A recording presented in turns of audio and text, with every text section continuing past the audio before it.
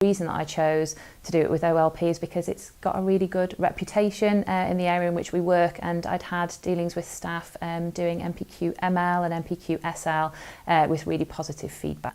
I signed up for the NPQEL because it was 10 years since I'd previously undertaken a qualification when I'd done my NPQH, and I felt it was time for something else. I'd considered embarking on a doctorate, but I felt that this might be a good next step.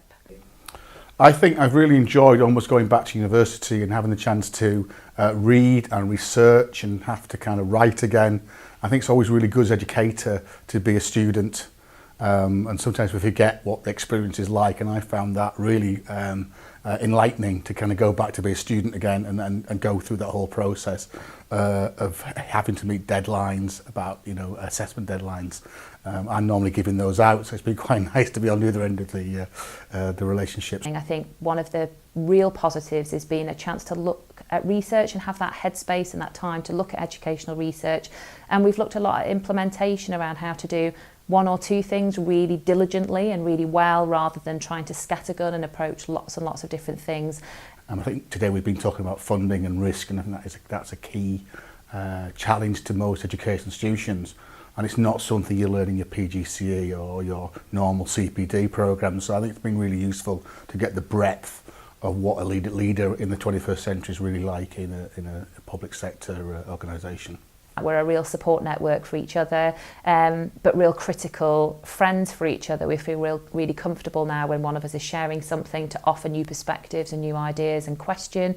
One of the highlights is working with the 3 other people in my group, visiting their schools, undertaking a review of maths, the teaching, the quality of learning, children's progress in maths. That has been a true highlight. And I think what the course has helped is show a variety of approaches, different organisational structures, different maths structures, and that's been quite useful to kind of look at and maybe pick, and we just discussed this in our reflection session previously, where we might feel most at home.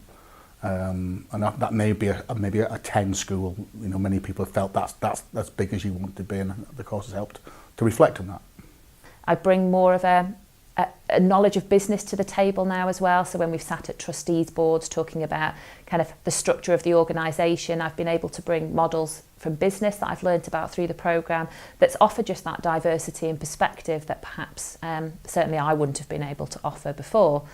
It's benefited my own professional development. There are ideas that I glean from the schools which we've introduced immediately to my school, and other ideas that I'm thinking of introducing, plus the report which the other heads wrote about the maths in my school has fed into my self-evaluation report. So it's been a really valuable experience.